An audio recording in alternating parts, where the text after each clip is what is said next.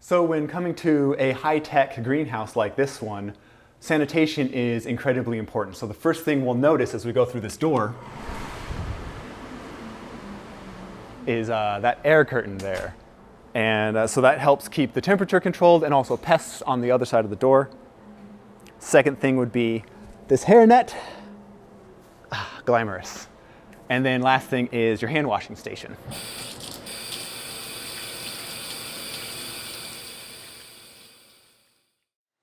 All right, so I'm here with Ben DeGoede of DeGoede Farms in Sumner, Washington. So Ben, could you tell us a little bit about, I guess we'll tour around your farm here, but I guess was just starting where the plants start. So how does seeding start in a hydroponic house like this? Okay, so there's a number of ways. So we mainly grow head lettuce, which is what this propagation is here. And our other propagation is leafy greens, which is this right here. So we do them the same way. We black out the seeds so they all germinate evenly. And then this was planted yesterday, so it'll be ready tomorrow. So each seed will crack evenly on blackout, and then high humidity is what you want in here, just to create that environment. What's the even seed cracking do for the crop? Consistency, so it's germination's key. So you see it's usually 99%, because the point of the business model is good yield and then consistency, right? Like if you have disease though, you're usually like your yield goes down at the very end of the pond, not like right here, unless you like screwed up on germination or something. Okay, so you just need everything synced up and timed really well. Okay. Yeah, but this is twice a week on the leafy greens. So we're not at full production on that yet, but it's what you call high density planting. So right now we're doing that by hand and also this by hand, but we're getting a machine that will sow it automatically. So speeding up. Yeah. Okay. And so you're referencing these rafts. Why are there two different rafts for the different kinds of head lettuce or lettuce? Yeah, so we have this raft right here, which is a leafy green raft. So these are trenches, then we put soil in them, and then we put about 10 seeds per trench. Nice, cool. And then this is designed to be on the pond for about 3 to 4 weeks. And then it gets cut on the other end, which is on the far end over there. You'll see the future of this farm is like cut salads instead of head lettuce. But we kind of have more experience on head lettuce. We do about, on full production, which is what we're transitioning now, we'll do about 6,800 units a week of that. Each pond can do roughly $10,000 of sales a week. Oh wow, and we have nice. 2 ponds. So you're scaling up into full production, you know, and we can see that this seeding tray isn't filled. So I imagine it's the seasonality, right? We're coming out of winter, and so you're starting to scale up and starting to plant more. Yeah, well, we try to be in full production year round, but we're new, so we've had our challenges. The biggest thing in the greenhouse is the energy costs. So in here we have a lot of wasted space right now, because like you could fit another pond right here if we wanted. Yeah, that's a good idea. Maybe we'll do that, but or some people just go vertically on propagation, so we could add like another layer of this above it and have lights below or whatnot, and then that bench is empty as well. And you can also see there's another light here, and there's not much. Yeah, there's nothing underneath it. But me. So it's designed for expansion. I couldn't tell you the dollar amount of wasted energy, but it's there. The last thing I can think of before we move on is just talking about the substrates that you've chosen. Are these plugs, or is it coco coir, or what's been your experience choosing there? That's an important aspect of it, just because of your supplier's experience in hydroponics and like how if they have customers that use the same plug. We're like a medium-sized business for them. So they're like, a lot of suppliers supply like huge horticultural companies that go through millions of, well, I guess we go through a million plugs a year, but they go through higher volume. So we're kind of at the mercy of the distribution channel for that. So we always have to like kind of order ahead. And you can also do in-house plug production, which would just be buying in loose substrate and filling it. But these are just pre-filled trays, and you just you order a pallet at a time, and they're produced in North Carolina, so they're further away. But most of our input materials are like locally sourced as best we can.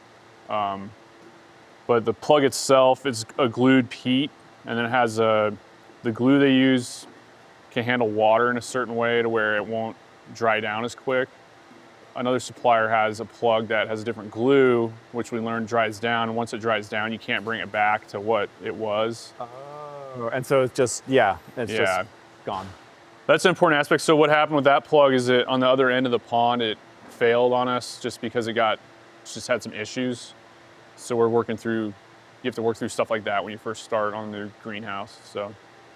Those plugs work for other people, but they're not working in your system. Could have been the producer of them. It's just a big factory that produces the input material, and then you kind of have to make sure it fits for your system. And then if it doesn't, you kind of find out in a bad way. Because sometimes if you're like, okay, I can have this supplier ship me within a week, but my better supplier can only ship in 6 weeks, but I still need to produce something, it gets a little sketchy.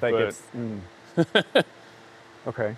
But I'm learning with that. So this plug right here is a good one. And we're gonna switch, it's a 162 tray.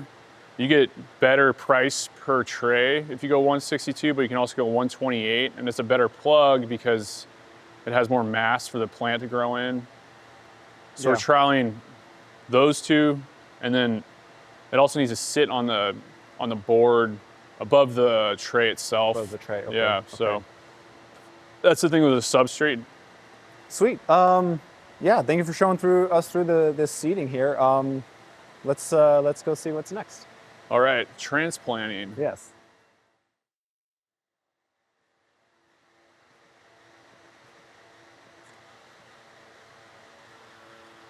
This is the plug. And then you should be able to see roots already coming down to the water, so they're a bit above so they're not like directly in the water. They have a bit of space. They're floating a little bit, and they got a bit of air they have a space above that for air. These will finish in 4 weeks. There's just two types, right? Like there's the leaf and the head. Yeah, so this pond over here is all green bib, the head lettuce. And then this is green and red on that lane, and this whole lane. We're waiting on our shipment of the next equipment. We'll have the rest of our boards for the leafy greens, which are these ones. So this is where you put the soil in, and then each cell has a certain amount of seeds in it.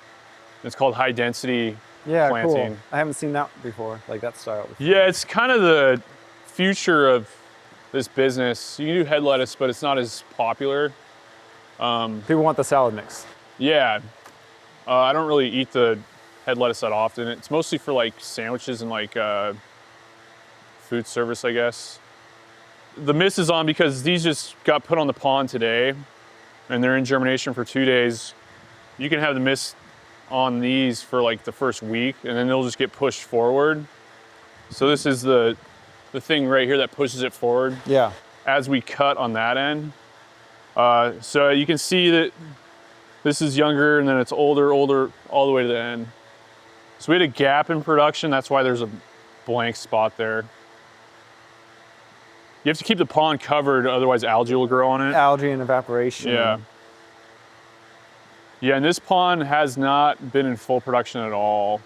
It will be hopefully in a month or two. Do you do any aeration of the water? Or... Yeah, so we use dissolved oxygen or nano bubbles. Okay. Yeah, so we have a machine. It's a Moliere is what it's called. Well, it's a brand name of it, but there's a few other brands that do it. But there's a ring in the pond itself that feeds when you do feeding, it goes down, but you can usually see where, it's right here. Oh. Okay, so you're pumping the air into the PVC and it's just got holes. Yeah, the Moliere's way over there in the pump room. Okay. And so it adds dissolved oxygen in our stock tank, which is in there. And then these rings pump it in the pond. So what you do is you measure the DO. There's a measurement over there, but then we also have a handheld meter, and you just put it in the pond and make sure you're getting the right DO measurements. I'm surprised, like, the bubbles aren't coming up to the top, right? No, it's diffusing that. They're supposed to be like extremely small. Yeah, I just guess. disappearing into it.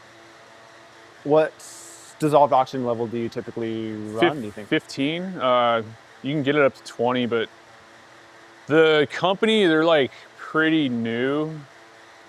They like treated an LA reservoir or something recently and it had a bunch of algae in it, and it was just disgusting, and the DO just got rid of it, essentially.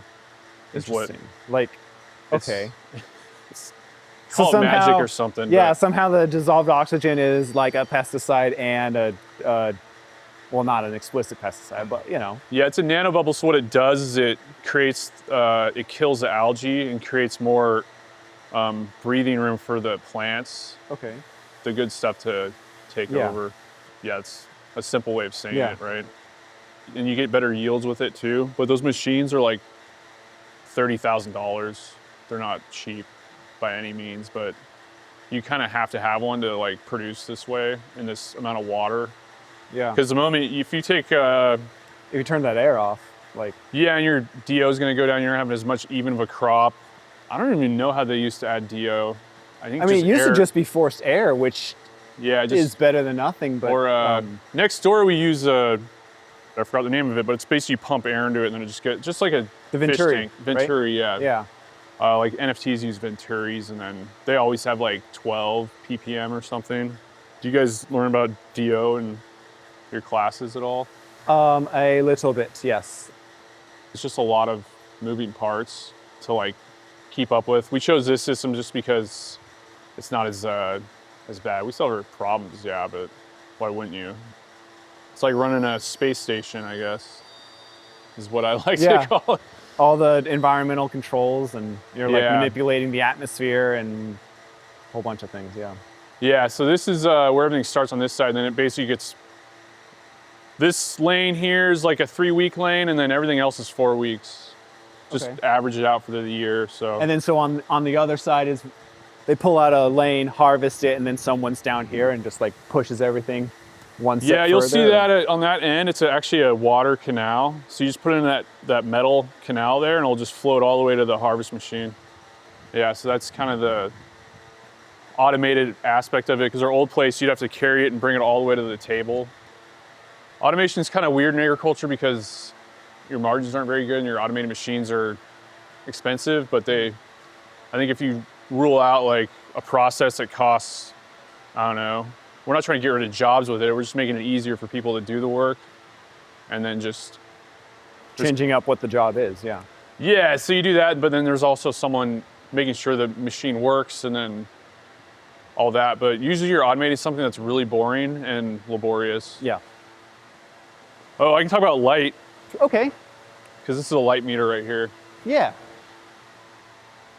Okay, so lighting is like your probably most important aspect of hydroponics in Washington State or the Northwest, because we get the lowest light out of anywhere in the lower 48, at least in January, but then we get really high light in the summer. Yeah.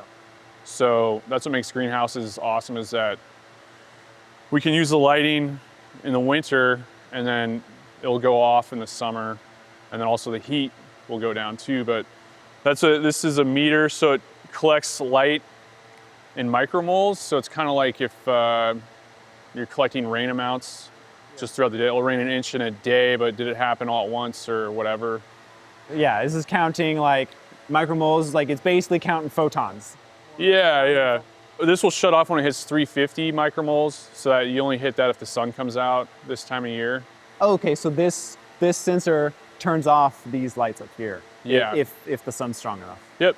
Cool. Okay. So these lights themselves aren't going to trigger that? No, they actually do as well. So they put off about 150 micromole, but they're on for 15 hours in the winter. Okay. The spectrum's different. So they're pink because it's more of a red and white spectrum for leafy greens, or most plants have different spectrums. So there's like a lot of research, and the industry that actually helped lower the cost of these lights was cannabis, because they put a lot of money into them and then bought them so they could produce more of them. Yeah. But it's all the same technology, really, at the end of the day, with any lighting company, but it's just about the spectrum. Yeah, how did you come to your choice of, or finding out what spectrum, what light you needed for these plants? Some really good companies out there that can help you with that, and just advising on the light plan, what direction they go in the spread. So it's about the spread as well, and then the height and everything on the plan. So because like you said, so this is the expensive part, right? So you don't want this light not hitting the plants. You want it, more so we get less light. Can. There's no light here, so this side of the plant, you'll notice a difference of it at that end of the pond in the winter.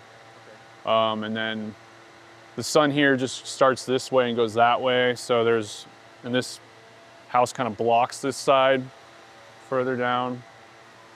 You choose LEDs because it's a less energy cost as well versus HPS, all that. But this is a way to manage your energy costs, is having those lights go off when you don't need them, and on when you need them. When the plant's not going to grow anymore, even if you shine more light. Yeah, and also if it'll light up until you need it, and it'll shut off for that day. Okay. 15 DLIs. What DLIs, like the addition of the micromoles or something. Yeah, the daily light integral, like the total shine that you got in the day. Exactly. So this is the set that got transplanted this week. So it starts from there and all the way to this. So this is how much we can do in a week, usually. So from there all the way to the end. Yeah, that's our summer set. So then you can see you should be able to see some, well, maybe I'll take the plant out. So you can see the roots at the bottom of that. Yeah. All that extra plug growth is new beyond the seeding table. Yep.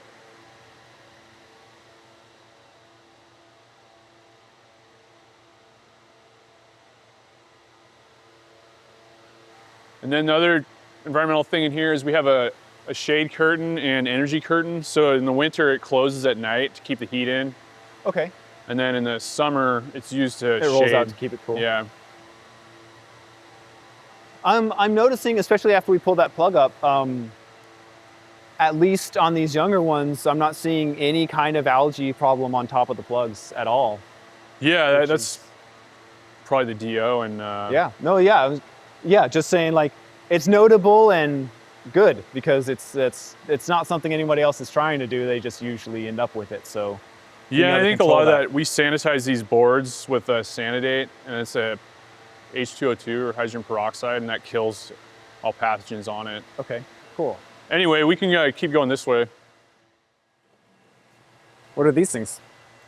So that's how the ring's pumped over. So that's what these are. And then these might be the drains, actually. There's so much plumbing in here, I can't keep up with it. But this is like a valve that turns the ring on and off, but we actually just run it continuously. You gotta know where all the valves are around here, otherwise you're screwed.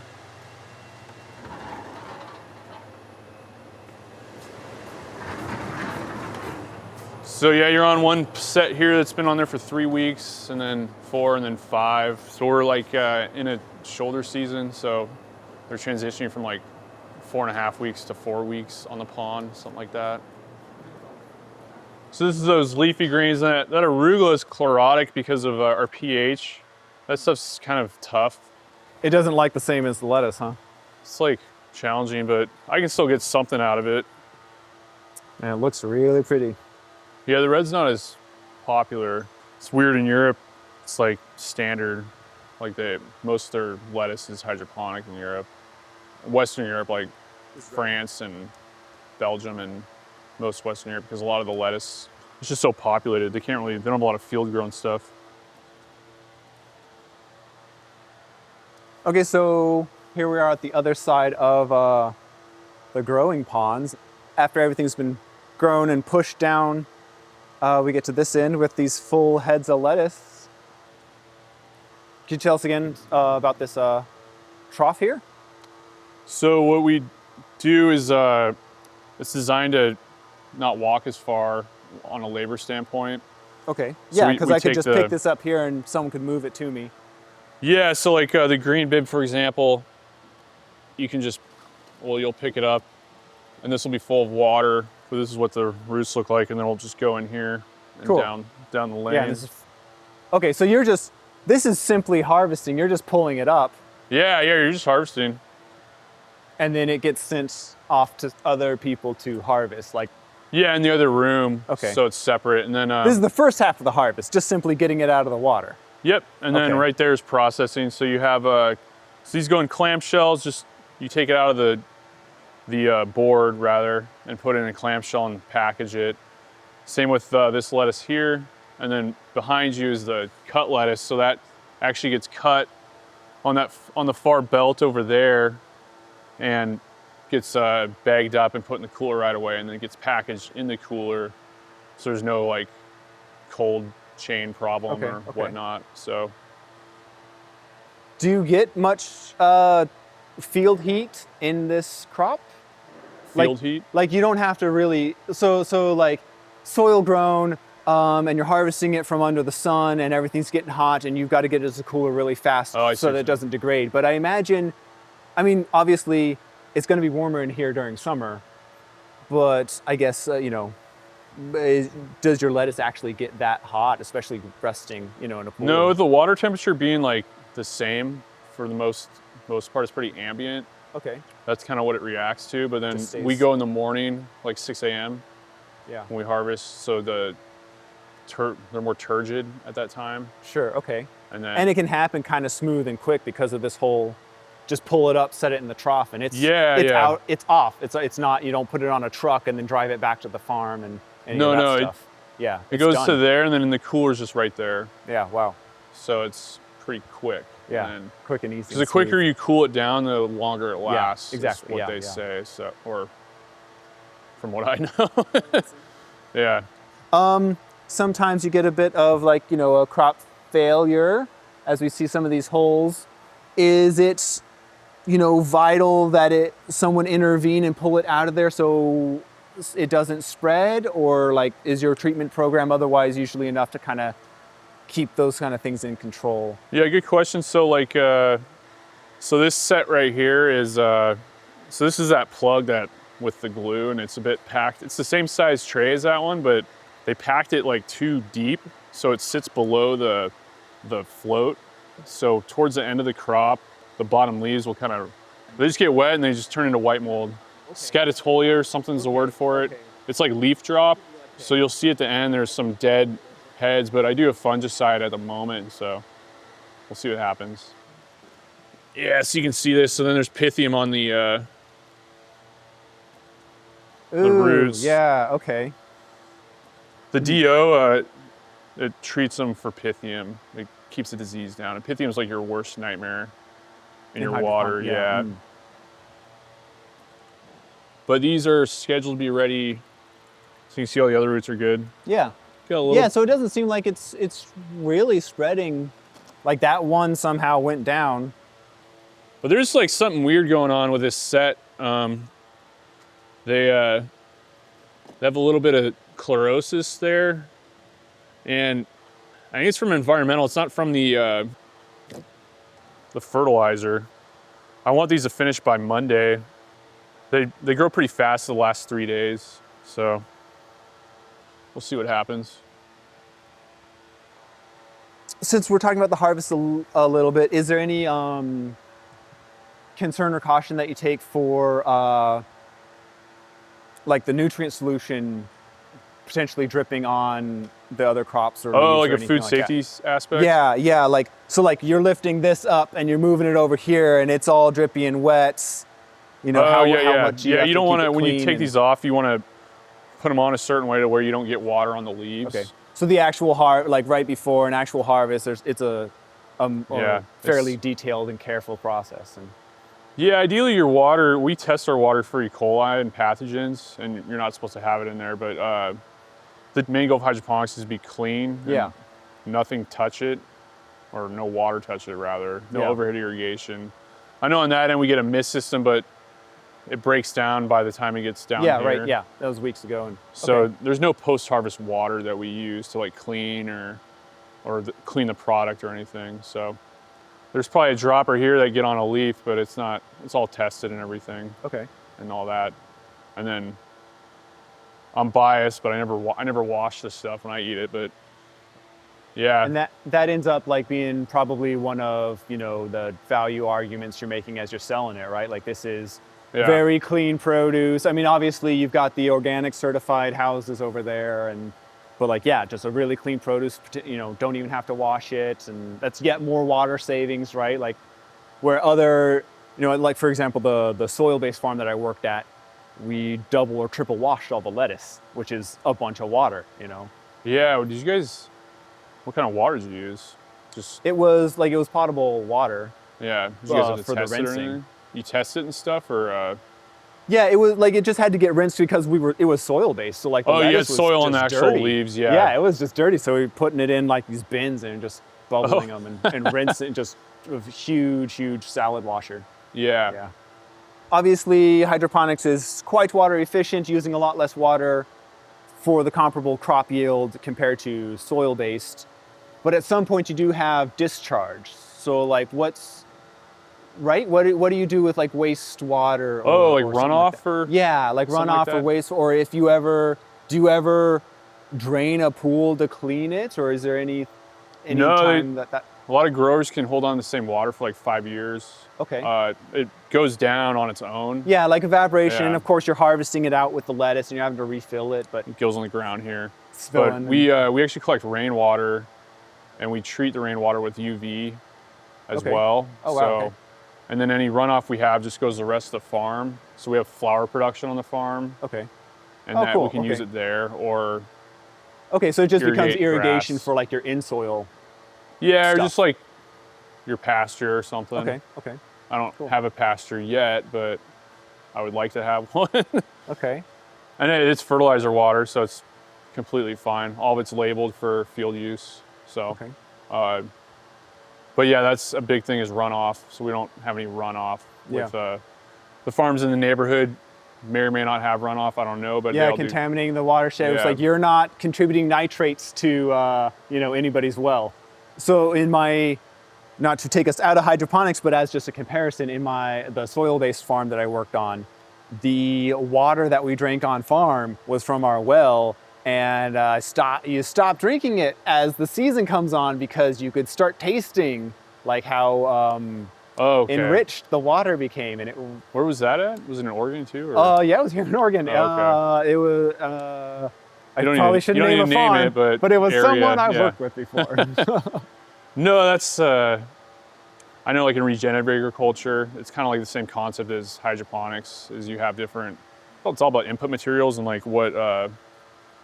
Natural gas is probably our biggest like elephant in the room, I guess, for energy. But other than that, I think we're pretty good because we're always going to produce electricity as humans, and you're always going to do it. You just might do it in a different way. We need lights, so we're always going to have that. So it's like you're going to need heat.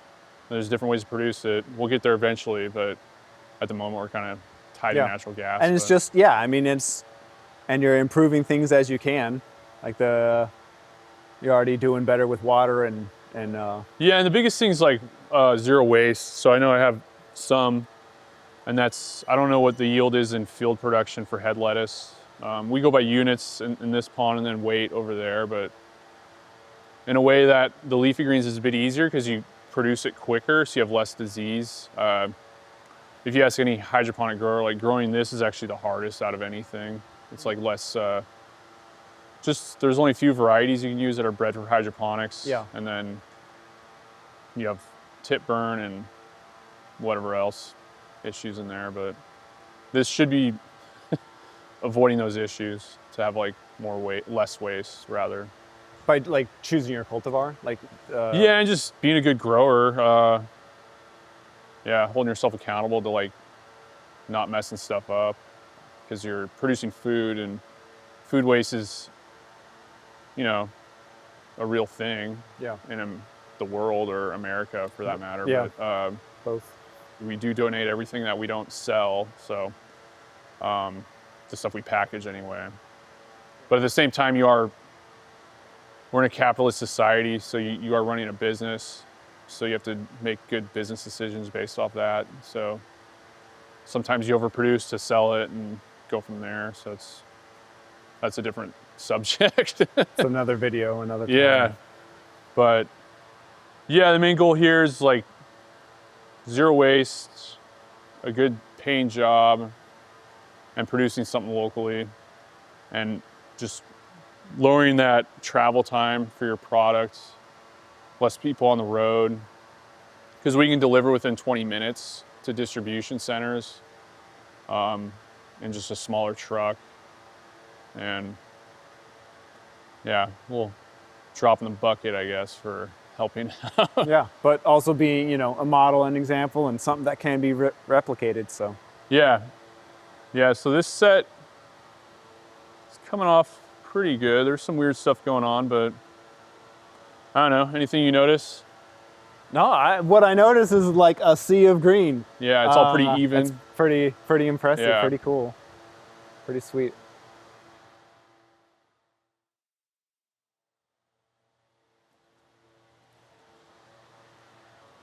It's not the same water as that water. So that's like, this thing's weird. It's like pre-harvest water, but you use it to transport your product.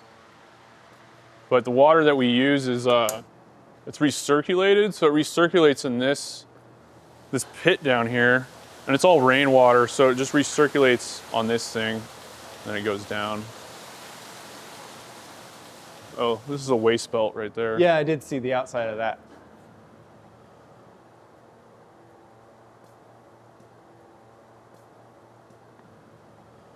But yeah, we get some stuff in here.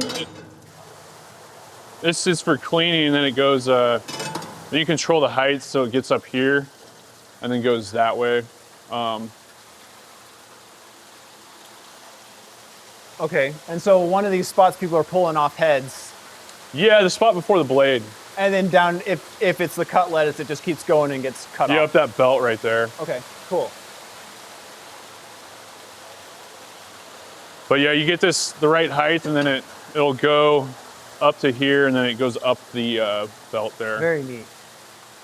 And it's designed to where, like, at least these boards, like, once it's loaded, you don't need to, like, mess with this. It'll just go up. It'll keep going. Yeah. I like how it's just that you can just pull them off, set it down, and that over here you're just taking it like a very tight circle. Like I can see it's all the same stuff that I've done elsewhere. But like I was kind of talking when we were down there, it's like to move from here to there, it's like we load it all on a truck and then we drive down the road to the next spot, little plot of farm that we have. And now this is just all one big circle. Yeah. Urban agriculture is great if you're in an area where your land is foobar, you know. So if you watch any sci-fi, it's all hydroponic. Or you just won't eat lettuce anymore if you like go a different route. All right, so that was the two different greenhouses, the organic basil and the lettuce, both hydroponic. So thank you to DeGoede Farms for letting us view everything. And like any good farm, they didn't let us leave empty-handed. So some nice salad and making a bunch of pesto tonight. So see y'all later.